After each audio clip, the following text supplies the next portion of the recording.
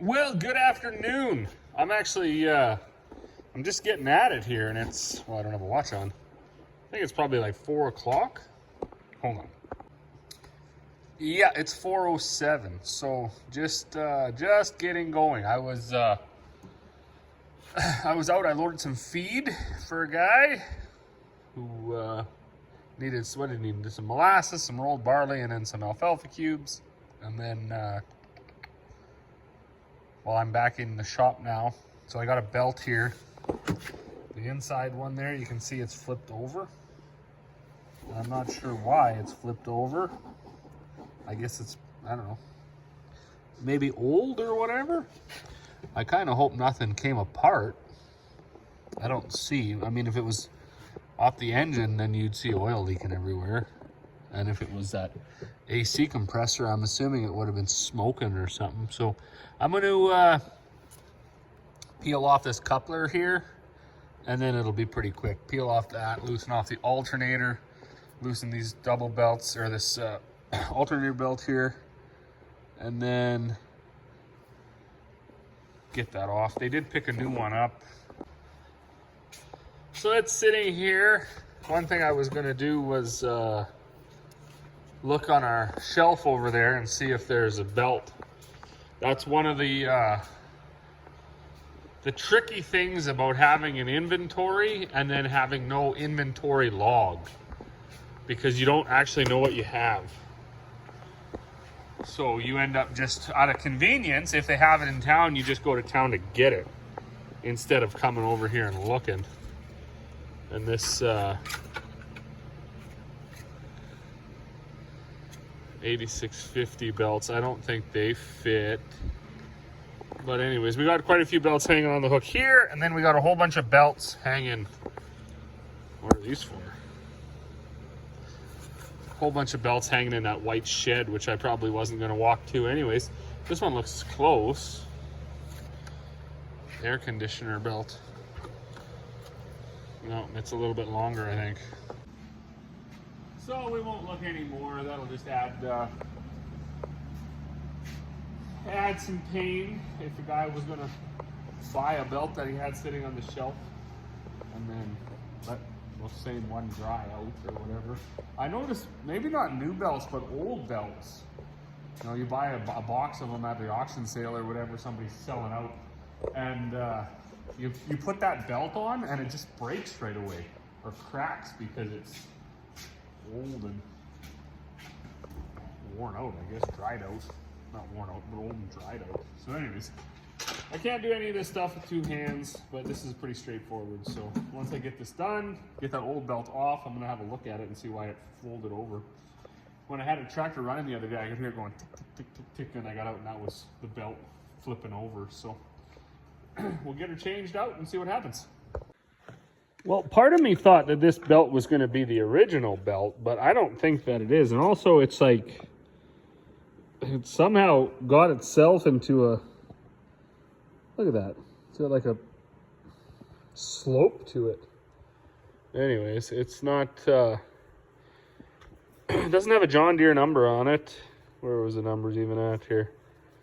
I'm not sure. What does all that say? Made in the old, oh, maybe that does got a John Deere on there. Huh.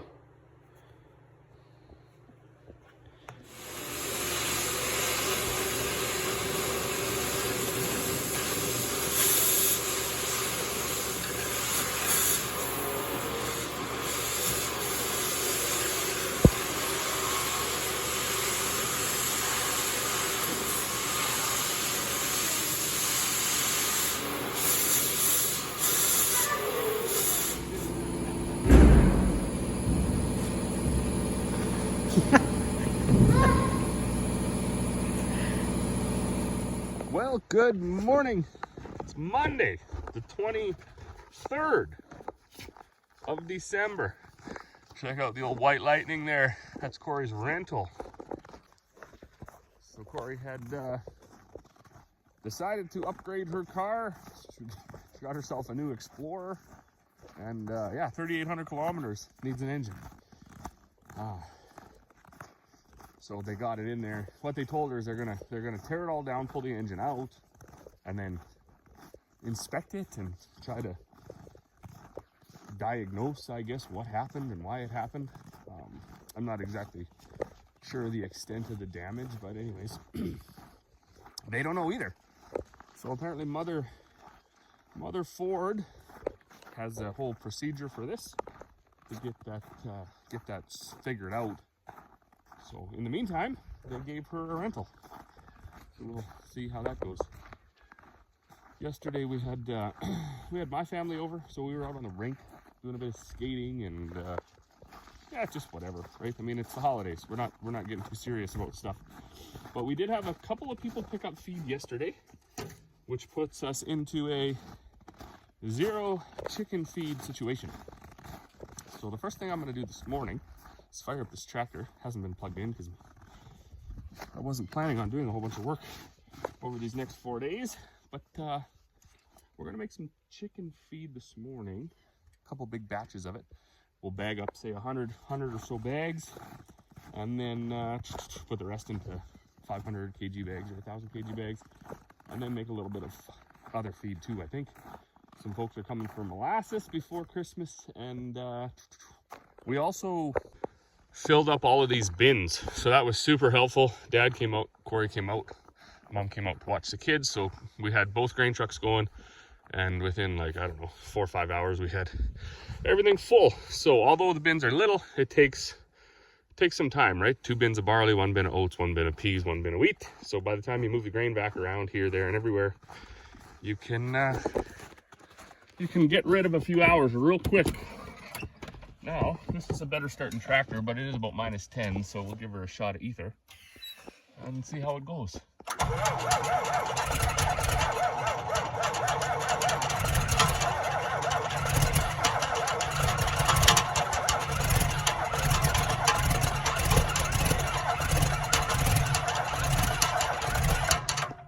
Not liking this. Should have plugged it in. I just didn't think about it. It will go though.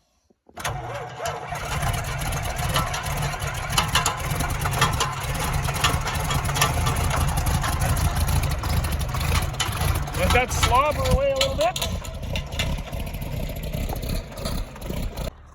Another thing that was wild, for 2 days, yesterday and the day before, we had just an incredible amount of fog. You can see them trees down there. That's probably a better picture, eh? Just loaded with frost. So, and it was like bitter cold when it's like that, because you're looking at humidity knocking right on 100%, and it's -10, so it goes right into your bones. I'm gonna check the rink out while that tractor warms up. See how that playing out. Actually turning out pretty well over here. I don't know if we're gonna get much further to the south there, all the way up to that snow pile, but right around here where the nets are, it actually is pretty smooth. So I do have my water tank in the shop. I filled it up yesterday, so it'll be, that water probably by now is getting to be 5-6 degrees just from sitting in the shop. So I will maybe later today, once we get some feed made up, I will hook the Hotsy up to it and give it say an hour of circulating through the Hotsy. See if we can get it good and cooking, and then we'll come out here and give this a hot water flow. Well, good morning. It's Friday, December 27th, I believe. So we're kind of winding down from the Christmas season. We've been doing a bunch of skating, of course, traveling around a little bit, not too much. Luckily, our families are all pretty close, so there's not a whole bunch of long journeys. But we're just gonna get back here, start making a few bags. I'm not going to, even over the whole season here, for like up until New Year's and then after, I'm not gonna work myself to death. I kind of did that all year, really. We had one of the biggest years we had so far, just with, with everything. One of the busiest ones. So I'm getting tired. I can feel it. I'm kind of getting burnt out. And actually, I'm going to start the whole video off here with, I guess what you could say it's, maybe it's ignorant, but it's not meant to be. So anyways, Corey's in the house, and she's actually quite sick. So all the years that we've been together, she's been like, I don't know, immune to getting sick. And of course, before we had kids, when we were just dating or living together or whatever, I seemed to dodge it myself when I was working on the rigs. I wasn't very sick. And then then once we had kids, oh, that all just went for nothing. Like, I got sick 2-3 times a year and violently ill, like every symptom you could imagine, to the extreme. So this year I was like, oh man, I don't know if I can take it. Like, I don't have the energy for it. So around last week, the kids started getting sick. Buddy had a fever. He actually missed a few days of school. He missed his parents' kids' hockey game. He missed his Christmas concert. He missed quite a bit of stuff. He'd go into, oh, it is in here, perfect. He'd be going in and out of a fever, like 101, 102. It was kind of nuts. And then, he actually got sick a few times. Annie, she's kind of like her mother. She sort of avoids the more severe symptoms. And then little Libby, she was getting it too. She was getting mixed up. She was getting a fever, and you could just really tell, unless she got a shot of Tylenol, ouch, she wasn't feeling the day. So, but Corey and I, we sort of avoided it until now. So I've still avoided it. So grinning ear to ear, and she's actually quite sick. So that's not so good, but you know what? I'm very selfish, and better them than me, because while I say she is quite sick, she has nowhere near the violent symptoms that I had anytime that I get sick. So I'm gonna leave them alone in the house. I'm not gonna bother them. She's gonna just chill with just Livy's there. The other two abandoned us and went to their grandpa's house last night. So I'm gonna go out, make my bags, get my fresh air. She can sit in the house of sickness and do her thing. All right, well, I was just gonna get fired up. I gotta get a half a ton of oats, mixing in that mixer. But yesterday, so once the kids left with Grandpa and Corey and Livy went to the house, I grabbed myself a walking stick and I went antler shed hunting. So you can see we got lots of, these are all deer tracks. Lots of them. They come up to the bins and they get a helping of grain. It's interesting. It's like a buffet for them because there's a couple barley bins, oat bin, pea bin, wheat bin. But today I get looking, and right off the hippity hop, look at this. Out of the way, dogs. These were laying just like this. It's actually a match set, I believe. So I don't know exactly what the antler shed market is. It was pretty hot a couple years ago. I made myself around $500. I don't know what these weigh. Probably a pound and a half each or something. So 3 pounds could be $60 right here. So anyways, we're gonna fire them in the telehandler, find some gloves. We'll get these oats mixing, and then once we get this bagged up, we'll have to drive up and get some canola, and we'll see up by the other bins if there's any antlers.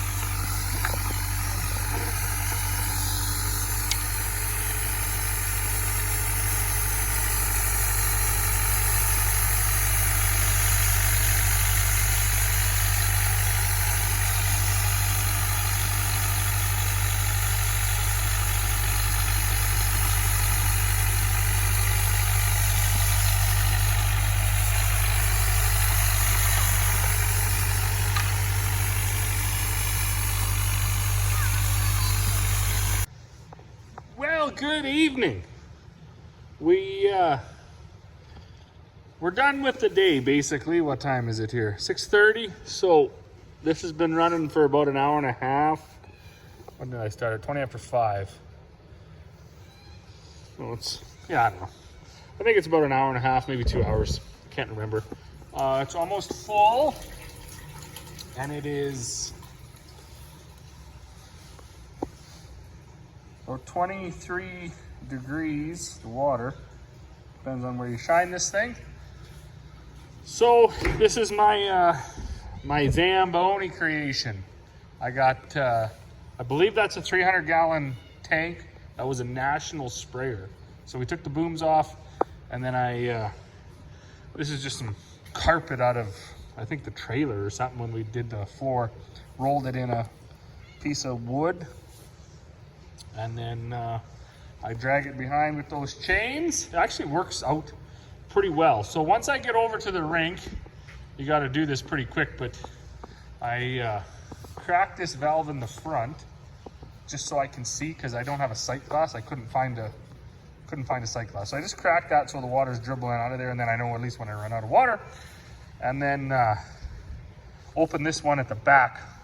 I just open that full on, and then you just drive whatever, 2 miles an hour, and let it do its thing. I got this set up. It's not perfect, really. I should have a bar, and I'm gonna ask maybe the welder dude. I don't know what I'll do. I got to build some brackets, I guess, or at least hang it. But it'd be nice if it was an actual bar that was the length of that rug, instead of just spraying out at once. Because everything that runs out from the edge of the mat kind of sits there, especially if the water's not hot enough, just sort of sits there. So that's not the best. But that'll be a next year project, I think. And then as far as filling it, I got this hooked right up to the hot seat, so the water's going right through, and this is quite hot. Let's see what it is here. Right there is, what, 4 to 30 degrees. So there's no nozzle or anything. It's just open-ended and just running into the tank. And then, because you don't need the water to be 30 degrees, I leave this just kind of trickling in there. That water's going to be cold, or at least 10 degrees. And then you end up with a 300 gallons of 20. It's nice if you can get it about 25 degrees, I find, is a good temperature for the water, especially when it's only about -5, -10. And then I pretty much use the whole, well, I use the whole entire tank to do that rink.